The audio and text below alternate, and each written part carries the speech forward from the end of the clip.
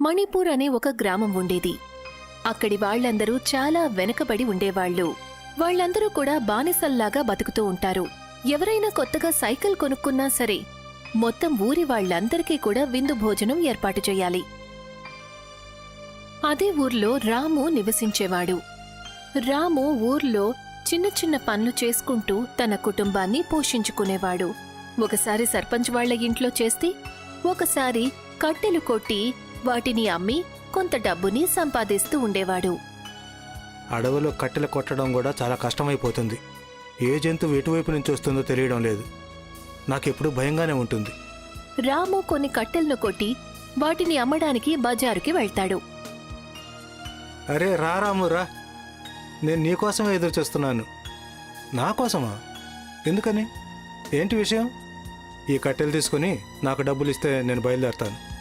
అరే సర్పంచ్ గారు నిన్ను వాళ్ళ ఇంటి పనుల కోసం వెతుకుతున్నారు. ఆయన ఏమన్నారంటే పాత లెక్క సరిచేయబోతున్నారట. ఏమంటున్నావు? నువ్వు ఈ కట్టెలను చూసి ఇవాటి లెక్క సరిచేయి. నేను సర్పంచ్ గారి దగ్గరికి వెంటనే వెళ్తాను. రాము ఆ కట్టెలతని దగ్గర నుంచి డబ్బులు తీసుకుంటాడు. ఆ తర్వాత సర్పంచ్ ఇంటికి పని ఇంకా డబ్బుల మీద ఆశతో వెళ్తాడు. అప్పుడే సర్పంచ్ తన గుమాస్తాతో మాట్లాడుతూ ఉంటాడు. ఈ ఊరి వాళ్ళని బానిసలుగా మార్చడం చాలా చాలా సులభం. పెద్దగా ఏం చేయక్కర్లేదు. వాళ్ళని కాస్త విసిగిస్తే చాలు. వాళ్ళని సంతోషంగా ఉండనివ్వకూడదు. ఎందుకంటే వాళ్ళు సంతోషంగా ఉన్నారంటే ఆ తర్వాత బానిసలేంటి? బానిసలు ఎవరవుతారంటే నిస్సహాయులు, బాధల్లో ఉన్నోళ్ళు. సరిగ్గా చెప్పారు సర్పంచ్ గారు. అందుకనే మీ ముందు సగానికి పైగా నౌకర్లు తిరుగుతూ ఉంటారు. వాళ్ల మాటల్ని దూరంగా నిలబడి ఉన్న రాము చాలా చక్కగా వినేస్తాడు. మనసులో అతను ఆలోచిస్తాడు. ఎంత పాపం ఉంది వీళ్ళ మనసుల్లో. ఊళ్ళో అందరినీ బానిసలుగా చూస్తున్నారు. ఒకవేళ ఎవరైనా వీళ్ళని సహాయాన్ని అడగడానికి వస్తే వాళ్ళు మూర్ఖులు అవుతారు. రాము సర్పంచ్ దగ్గరికి వెళ్లి ఇలా అంటాడు. దేశానికి ఎప్పుడో స్వాతంత్రం వచ్చింది సర్పంచ్ గారు. కానీ మీలాంటి సర్పంచ్ ఇంకా గుమస్తా మాత్రమే ఇటువంటి నీచమైన ఆలోచనలు కలిగి ఉంటారు. పేదవాళ్ళని బానిసలు అనుకుంటారు. నిస్సహాయుల్ని మూర్ఖులు, నిజాయితీ పరులని మందబుద్ధులు అనుకుంటారు. నువ్వు స్పృహలోనే ఉన్నావు రాము. అసలేం మాట్లాడుతున్నావు? నీకెంత ధైర్యం ఉంటే నువ్వు ఇవన్నీ నా ముందు మాట్లాడుతున్నావు? ఇలా అంటున్నానని ఏమనుకోబాకండి సర్పంచ్ గారు. సరే మీరు చెప్పండి. నా కోసం వెతుకుతున్నారట కదా, బజార్లో ఏమైనా పని ఉందా? ఇవాళ నా కొడుకు పుట్టినరోజు. వెళ్ళి మండపాన్ని రెడీ చేయి. ఊళ్ళో అందరికీ చెప్పు ఇవాళ విందు భోజనం ఉంది అని. దాంతోపాటు వంట వాళ్ళు ఎవరు వస్తారో నువ్వు వాళ్ళకి సాయం చేయాలి. అలాగే సర్పంచ్ గారు. మీరు ఈ బానిసకి డబ్బులు ఇవ్వాల్సి ఉంటుంది. మరి దాని గురించి కూడా ఆలోచించండి. నీ లెక్కను ఇప్పుడే నేను సరిచేస్తాను. ముందు వెళ్ళి పనులన్నీ చూడు. విందు భోజనానికి అన్ని ఏర్పాట్లు రాము చేతుల్లోనే ఉంటాయి. తను ఊర్లో ప్రతి ఇంటికి వెళ్లి ఆహ్వానించడం దగ్గర నుంచి అన్ని పనులను చేస్తాడు. రండి రండి, అందరూ వచ్చి కడుపు నిండా తినండి. భోజనం చాలా రుచిగా ఉంది. చాలా రకాల వంటకాలున్నాయి. అందరూ కడుపు నిండా తిని వెళ్ళండి. నిజంగానే ఏర్పాట్లు చాలా బాగున్నాయి. భోజనం చేస్తుంటే చాలా బాగా అనిపిస్తుంది. రాము ఎక్కడ చేయి వేసినా సరే అక్కడ అన్ని అద్భుతాలు జరిగిపోతాయి. మీరు సరిగ్గా చెప్పారు. రాము చేతుల్లో ఏదో మాయ ఉంది. ఎక్కడ వంట చేసినా సరే రాము చెయ్యి పడగానే భోజనం చాలా రుచిగా మారిపోతుంది కదా. ఊరంతా కూడా ఎంతో ఇష్టంగా విందు భోజనం చేస్తుంది. అందరూ కూడా రాముని బాగా మెచ్చుకుంటారు. కానీ సర్పంచ్ ఇంకా తన కొడుకుకి ఆ విషయం ఏమాత్రం నచ్చలేదు. కానీ ఎప్పుడైతే రాము సర్పంచ్ దగ్గరికి తనకి రావాల్సిన డబ్బులు అడగడానికి వెళ్తాడో అప్పుడు సర్పంచ్ ఇంకా తన కొడుకుకి ఆ విషయం అసలు నచ్చదు. సర్పంచ్ గారు, అంతా చాలా బాగా జరిగింది. ఊరంతా కూడా విందు భోజనం చేశారు. మీ కొడుకు పుట్టినరోజు కూడా చాలా చక్కగా జరిగింది. సరే మరి నాకు ఇవ్వాల్సింది ఇవ్వండి. అంతా జరిగింది, కానీ ఏదీ సరిగా జరగలేదు. నా కొడుక్కి ఎవరూ కూడా జన్మదిన శుభాకాంక్షలు చెప్పనే లేదు. వచ్చారు, తిన్నారు, నీ గురించి మెచ్చుకొని వెళ్ళిపోయారు. నేను ఈ ఊరి వాళ్ళ నుంచి అస్సలు ఇది ఆశించలేదు. ఇక నీ డబ్బుల గురించి అంటావా? అవి నువ్వు తీసుకెళ్ళొచ్చు. సర్పంచ్ రాముకి డబ్బులిస్తాడు. రాము అక్కడ్నుంచి వెళ్ళిపోతాడు. అయ్యగారు, ఏంటిది? రాముకి తన డబ్బుల్ని అలా ఎలా ఇచ్చేశారు? ఇది చాలా తప్పు కదా. నువ్వు దాని గురించి కంగారు పడకు.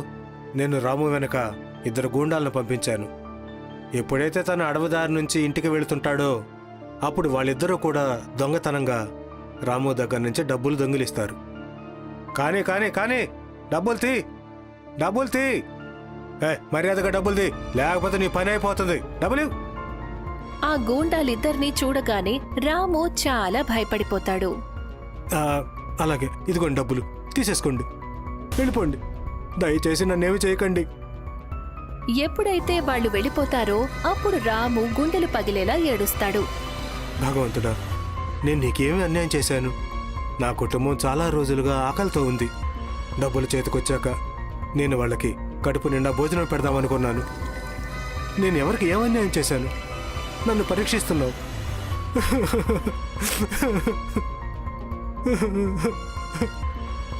రాము ఏడ్చే శబ్దం విని అడవిలో ఉన్న బోలెడన్ని జంతువులు అటూ ఇటూ పరిగెత్తడం మొదలు పెడతాయి. వాటిల్లో ఒక కుందేలు రాము ముందు గాయపడిన పరిస్థితుల్లో కనిపిస్తుంది. అరే, ఇదేంటి? దీని పరిస్థితి అసలేం బాగాలేదు. నేను దీని ప్రాణాలు కాపాడాలి, లేకపోతే ఈ కుందేలు ప్రాణాలను వదిలేస్తుంది. రాము ఆ కుందేలుకి సాయం చేస్తాడు. ఎప్పుడైతే కుందేలు స్పృహలోకి వస్తుందో అప్పుడు ఆ కుందేలు రాముతో ఇలా అంటుంది. అరే రాము, నువ్వు నన్ను గుర్తుపట్టలేదా?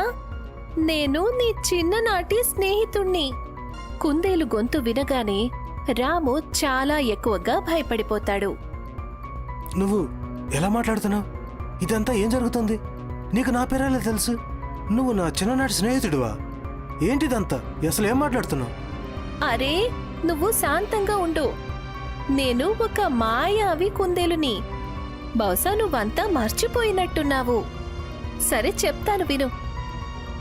ఆ మాయావి కుందేలు తన మాయా శక్తులతో రాముకి చిన్ననాటి విషయాలను చూపిస్తుంది. రాము కళ్ళ ముందు తన బాల్యం కనిపిస్తూ ఉంటుంది. అక్కడ రాము ఆ కుందేలుతో పాటు ఆడుకుంటూ ఉంటాడు. దానికి భోజనం పెడతాడు, అలాగే దానికి నీళ్లు కూడా తాగిస్తాడు. ఇదెలా సాధ్యమవుతుంది? ఆ పిల్లాన్ని నేనే. నాకు గుర్తున్నంత వరకు మా నాన్న నిన్ను ఒక మంత్రగాడికి అమ్మేశాడు. నువ్వు సరిగ్గా చెప్పావు. ఆ మంత్రగాడి సహాయంతోనే నేనివాళ మాయావి కుందేలుగా మారాను. ఈ అడవిలోనే నివసిస్తున్నాను. ఒక్క సింహం నా మీద దాడి చేసింది. నేను దాని నుండి తప్పించుకుంటూ ఇక్కడ దాకా వచ్చాను. నువ్వు నా ప్రాణాలు కాపాడావు. ఇప్పుడు నువ్వు నన్ను ఏవైనా 2 విషయాలని కోరుకోవచ్చు. నేను వాటిని తప్పకుండా నెరవేరుస్తాను. నాకు నీ నుండి ఏం అక్కర్లేదు. నువ్విక్కడి నుంచి వెళ్ళు, నన్ను వదిలి. ఇంకేం అక్కర్లేదు. రాము కంగారుగా బాధగా ఉండటం చూసి కుందేలు తన మాయా శక్తులతో అదే చోట ఒక పానీపూరి చెట్టు ప్రత్యక్షమయ్యేలా చేస్తుంది. ఇదేంటి? పానీపూరి చెట్టా? నువ్వెందుకు ఇలా చేశావు? నువ్వు నీ పానీపూరిని అమ్మి నీ కుటుంబాన్ని పోషించుకో. ఈ పానీపూరి చెట్టు నుండి మొత్తం పానీపూరీలు కోసుకొని ఎదురుగా ఉన్న బావిలో నుంచి నీళ్లు తీసుకొని వాటిని అమ్మొచ్చు. దాంతో నీకు సంపాదన పెరుగుతుంది. అలాగే నా వరం కూడా పూర్తవుతుంది. ఆ మాయావి కుందేలు చేసిన సహాయంతో రాము చాలా చాలా సంతోషిస్తాడు. తను సంతోషంతో కన్నీళ్లు పెట్టుకుంటాడు. ధన్యవాదాలు మిత్రమా. చిన్నప్పుడు నేను చేసిన ఉపకారం నువ్వింకా గుర్తుపెట్టుకున్నావు. ధన్యవాదాలు. నేను ఈ పానీపూరి నమ్మి నా కుటుంబాన్ని చక్కగా పోషించుకుంటాను. ఇక 2వ రోజు నుంచి సరిగ్గా అలాగే జరుగుతుంది.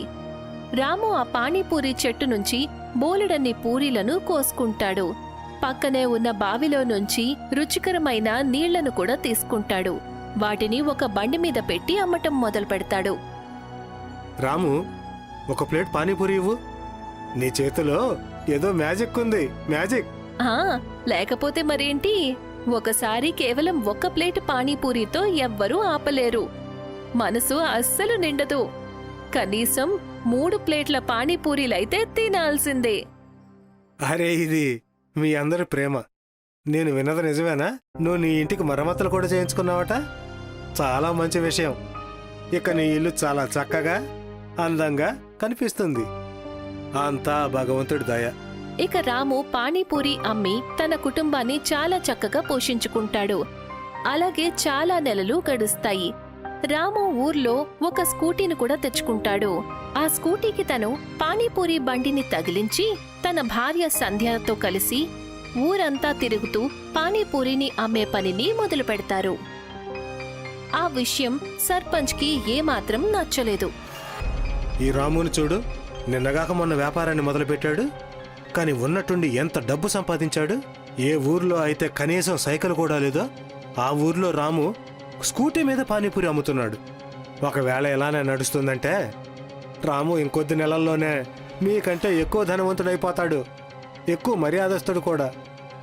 నువ్వు తన గురించి ఇలానే గొప్పలు చెప్తూ ఉంటావా, లేకపోతే దాని ఉపాయమైనా చెబుతావా లేదా? ఆ ఉపాయంతో రాము వ్యాపారం మూతపడిపోవాలి. ఒక ఉపాయం ఉంది, మీకు గుర్తుందా? మీరు పంపించిన గూండాలు. వాళ్ళతో చెప్పి తను స్కూటీని పానీపూరి బండిని విరగొట్టించి మీ లెక్కలు సరి చేసుకోండి. ఏది ఏమైనా సరే నువ్వు చాలా తెలివిగలవాడివి, ఇలాగే చేస్తూ ఉండు. ఈసారి నేను కూడా వెళ్తాను తన స్కూటీని పానీపూరిని పగలగొట్టడం చూడ్డానికి. సర్పంచ్ ఇంకా గుమాస్తా రాము ఇంటి దగ్గరికి వెళ్తారు.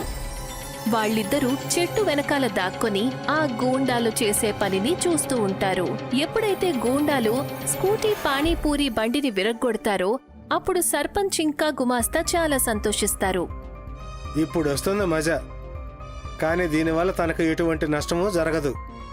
నేను చూశాను అయ్యగారు, స్కూటీ తీసుకుని రాము ఎప్పుడు ఒక చెట్టు దగ్గరికి వెళ్తాడు, అక్కడి నుంచి స్కూటీ పానీపూరి తీసుకుని బయలుదేరతాడు.